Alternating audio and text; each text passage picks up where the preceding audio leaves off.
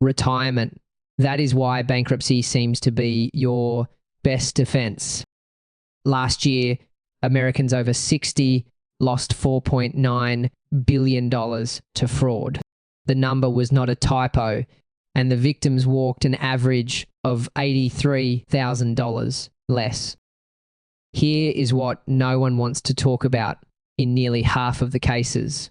The thieves were not strangers working in call centers on the other side of the globe. The thieves were his family. If you're retiring, or if you're planning to retire in the next few years, listen carefully, because the cheapest financial defense in 2026 is not a fancy trust, an annuity, or, of course, the offshore account your barber cousin has been hyping in the restaurant. The real defense seemed bankrupt. This sounds ridiculous. I know it is true, but stick to my point, because when we're done, you LOL fully understand why some of the wealthiest retirees in the United States have been driving the same Toyota 10 years ago and wearing the same jacket for 10 years, preferring to chew glass rather than tell their children what is in their 401. These people aren't cheap. They are sharp. Let's get started. The FBI's Internet Crime Complaint Center, IC3, publishes fraud reports every year. And the numbers for 2024 are really ugly. Fraud losses across all ages in the United States totaled a record $16.6 billion, up 33% from 2023. Details of how each retiree should sit in more than 147,000 complaints from adults 60 and older. More than any other age group on record reported a loss of $4.9 billion, an increase of 43% over the same period last year, $83,000. That is the average loss per elderly victim. And the average loss for all ages is just over $19,000.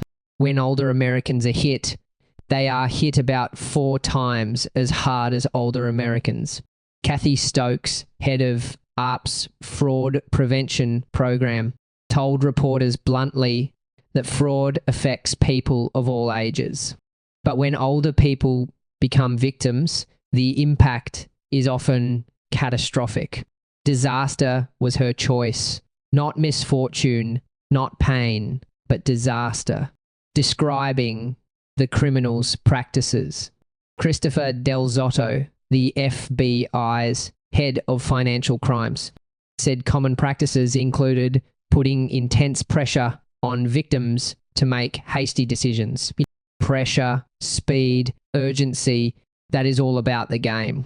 And the easiest targets are those who seem worth trying. This is something most people never consider.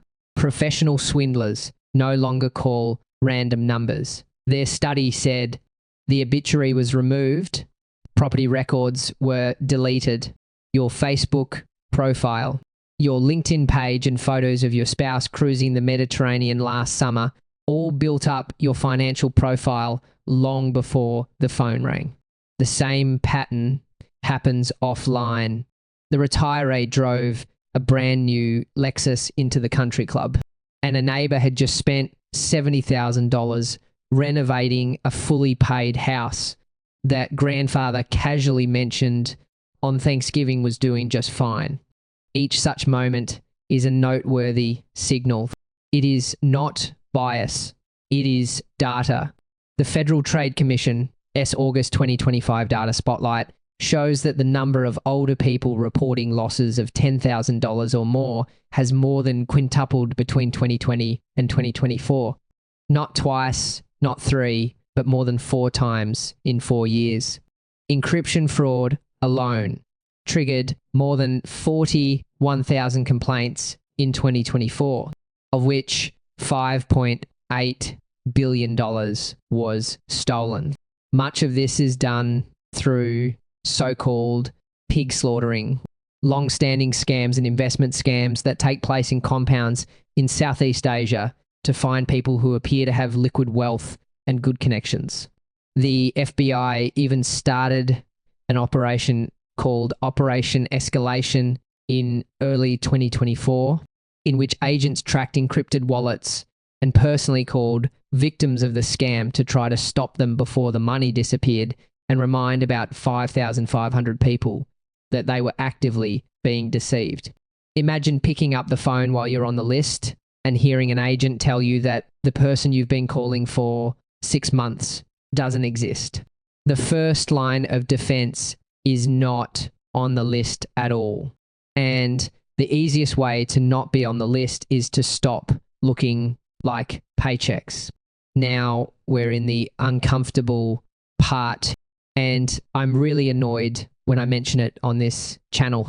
In 2019, researchers at the University of Southern California, Keck School of Medicine of USC, published a study in the Journal of Applied Gerontology after reviewing nearly 2,000 calls to the National Center for Elder Abuse hotline. And their findings should change how each retiree views his or her legacy. Nearly 48% of the calls identifying the perpetrators were family members. Among all types of abuse reported by families, economic abuse ranked first, accounting for 61.8%. Another study of more than 4,000 older people found that family members were responsible for 57.9% of financial exploitation cases. Dr. Gally Weisberg, head of the Keck study, explained that despite the high rates of financial exploitation by scammers targeting older people, family members are the most common perpetrators of allegations of financial abuse. For now, the National Council on Aging estimates that 1 in 10 Americans over the age of 60 has experienced some form of economic abuse, and victims of elder abuse end up in nursing homes 4 times as often as those who are not abused. When a retiree drives a Bentley into Christmas dinner, drips jewelry and casually mentions a new vacation home, the threat does not always come from strangers across the country. The threat could be a nephew sitting at a table or a recently unemployed adult child who has quietly begun to think that their father really doesn't need all this. That is why bankruptcy seems to be about protecting the family itself, not just to prevent crime. Because once your relatives start counting your money in their hearts, relationships change. Every real estate lawyer in the United States will tell you the same thing. Intangible wealth is not a new concept. Some of you are old enough to remember that when Thomas Stanley and William Danko published The Millionaire Next Door in 1996, the book sold millions of copies for a simple reason. It was about the truth. Stanley's study, real research, and not influence chatter, found that the vast majority of American millionaires don't look like millionaires at all. Used cars fill their driveways. Suits come off sales shelves, and their home is worth only a fraction of their net worth. Mr. Stanley called it claw, shorthand for a moneymaker, and compared it to the less affluent UAW, people with high incomes, low net worth, and driveways full of BMW renters. The data show that seemingly wealthy people tend not to be wealthy, while quietly wealthy people rarely show it. This insight will only become more important because in 2026, it looks cheaper and easier to get rich than ever before. Anyone can finance a Range Rover. Anyone can rent a Rolex. The cost of signals has plummeted, and the consequences of broadcast wealth will only become more expensive in fraud, litigation, and family stress. Sam Dodgen, the financial warrior who recently published a book called The Millionaire Milestone, has been emphasizing this point and has built his entire framework around the idea that when people know what you have, your relationship, your sense of security, and your inner peace begin to erode quietly but consistently. So what exactly does this look like in practice? Because I'm not telling you to live in a cardboard box. I'm telling you how to view exposure. First, clean up your digital footprint. Delete cruise photos. Quit retirement party announcements and stop posting your business sales on LinkedIn, because each of these posts will become someone's spy. Second, leverage existing legal structures. A revocable living trust exempts your estate from probate, meaning your assets will not become public court records after your death. Something Kipling has been writing about for years. Probate is public, trusts are private, and only privacy can pay for legal fees. Third, understand what is already protected. ERISA restricted plans refer to your 401 and pension, which are largely not federally protected by creditors. Under the Bankruptcy, Abuse and Consumer Protection Act of 2005, the IRA can receive bankruptcy protection of up to $1.7 million, capped by inflation. You should check the current figures with your advisors.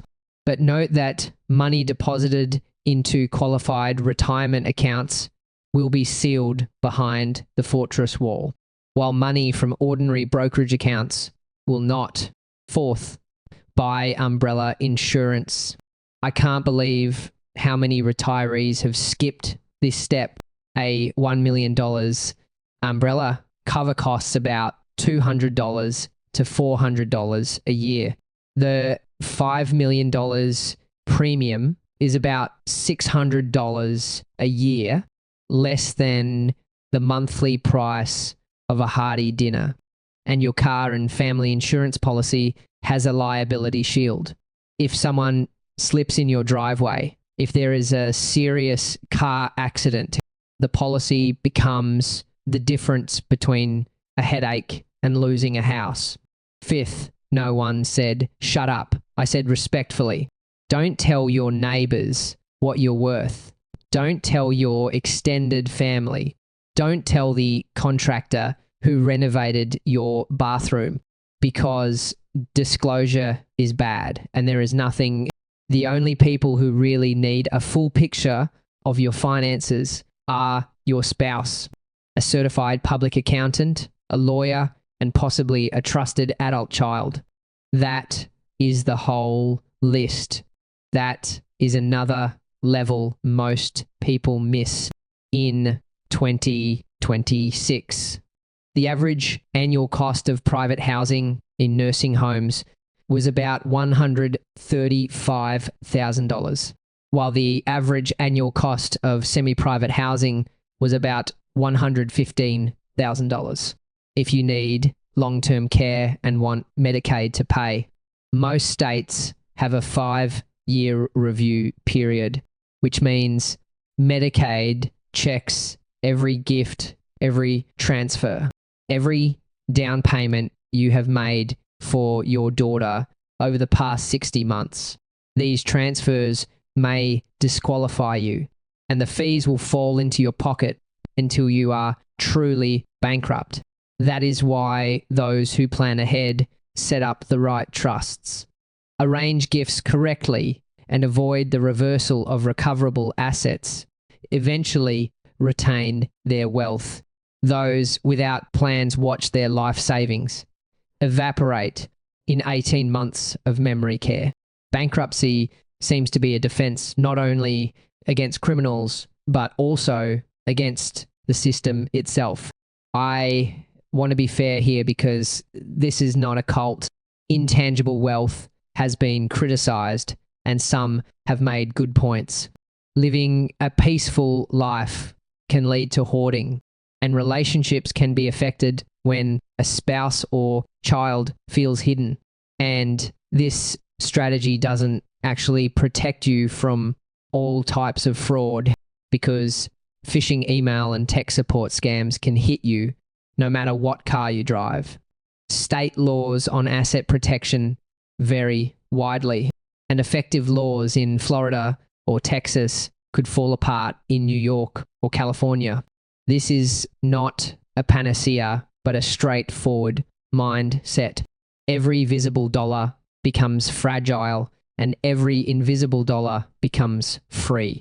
That is the bottom line.